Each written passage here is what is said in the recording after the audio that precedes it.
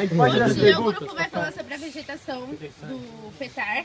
O grupo é constituído por eu, Gabriela, Lívia, Rafaela, Júlia, Thaís, Nicole e Maria Eduarda. Eu vou falar um pouco sobre as áreas de preservação ambiental, que pertencem a um grupo de unidades de conservação de uso sustentável. As áreas geralmente são externas, que têm um certo grau de ocupação humana. Elas são dotadas de atributos bióticos, abióticos, estéticos ou culturais que são importantes para o bem-estar e a qualidade da população humana. Que tem os principais objetivos de proteger a diversidade biótica, disciplinar o processo de ocupação e assegurar a sustentabilidade do uso dos recursos naturais. As APAs elas são constituídas por áreas externas ou privadas que são ditadas normas para elas ser seguidas. E as áreas de propriedade privada cabe ao proprietário ditar as suas regras. Por exemplo, o petar é uma área de preservação ambiental. A vegetação do petar é coberta por Mata Atlântica. As árvores maiores têm 40 metros de altura. Como as árvores são altas, formam grandes massas de folhas e galhos, não permitindo a passagem do sol.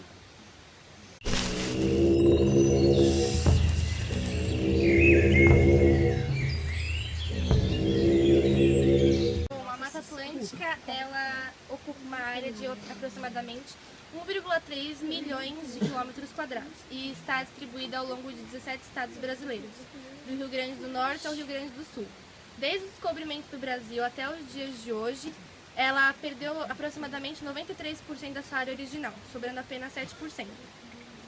Essas reduções ocorreram por conta de alguns ciclos econômicos históricos, como por exemplo o pau-brasil, o ouro, a cana-de-açúcar e o café. E atualmente ela vem sendo destruída por causa da ocupação demográfica, principalmente nos estados de São Paulo e Rio de Janeiro. Mais de 3.000 dos 5.507 municípios brasileiros, eles ocupam áreas que antigamente eram da Mata Atlântica.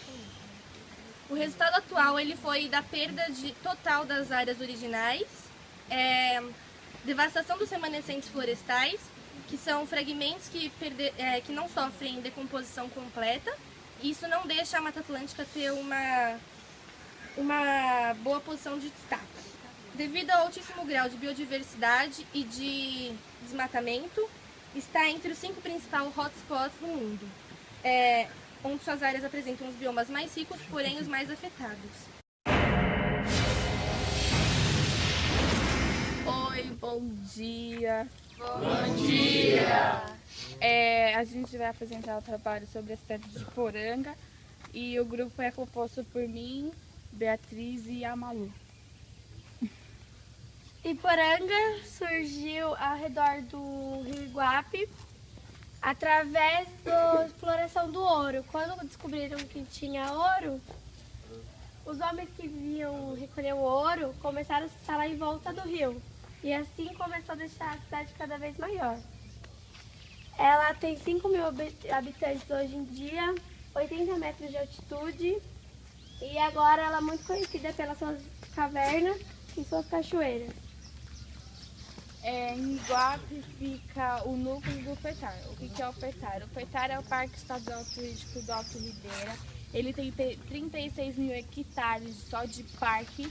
Tem 300 cavernas catalogadas e a cada ano ele descobre uma caverna nova.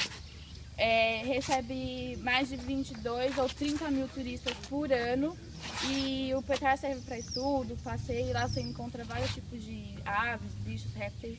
Preserva a Mata Atlântica e só. Mereço nota mais só porque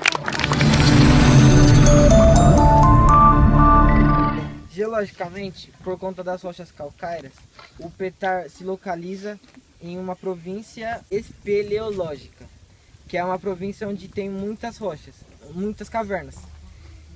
Abriga mais de 280 cavernas e essas cavernas fazem parte do Sítio de Proteção Nacional de tipo biológico e geológico. A área desse parque é representada por altos relevos e eles possuem média de 1.000 metros de altitude, o que possibilita aparecer muitas cachoeiras.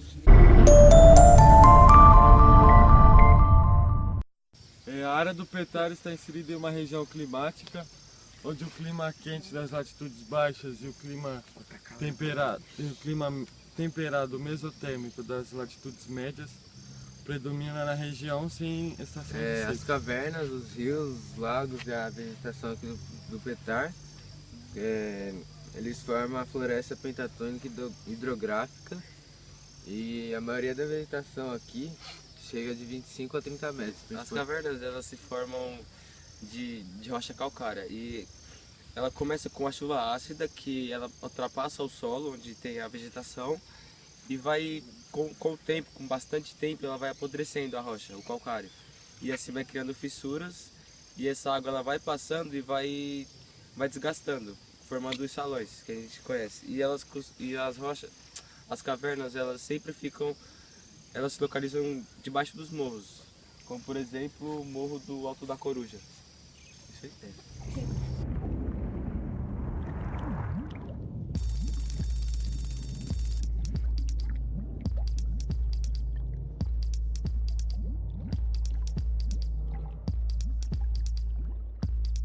Eu vou falar sobre o Brasil, que ele é um país que ele tem uma das maiores reservas de água doce do mundo. Então, essa região de Mata Atlântica é a segunda maior área com a maior reserva de água doce do país. Uma bacia hidrográfica é o conjunto de terras que fazem a drenagem da água da chuva para esses cursos. Ela é composta por um rio principal e uma afluente, que aqui é o rio principal e aqui é a afluente. E a bacia do rio Iguape, ela tem grande extensão e abrange 32 cidades, sendo 23 de São Paulo e 9 do Paraná. E o rio Iguape, ele nasce em Paranapiacaba, no Paraná, e deságua no Oceano Atlântico. Onde que nos rios existem vários tipos de vida, inclusive de bactérias e micro-organismos. E tem também nos rios as bactérias decompositoras, que se alimentam de tanto lixo como corpos e outras coisas. O que acontece quando que você joga lixo nos rios, essas bactérias vão aumentar o seu número, fazendo com que, já que elas se alimentam também do oxigênio que tem na água, acabando com o oxigênio da água, fazendo com que os animais que tem nelas, como peixe e tudo mais, acabem morrendo junto, que é o caso do Rio Tietê. Sobre o Quilombos, que é uma das comunidades que tem aqui no local. Quilombo ele é originalmente da África, que é um repouso para povos nômades que viajam por certos locais da África. E aqui no Brasil ele acabou sendo um abrigo para escravos fugitivos de algumas fazendas. E os escravos que acabavam se repousando nesses quilombos aqui, eles tinham que viver de acordo com a cultura originalmente africana, ou seja, se vestindo como se vestiam na África e seguindo sua religião.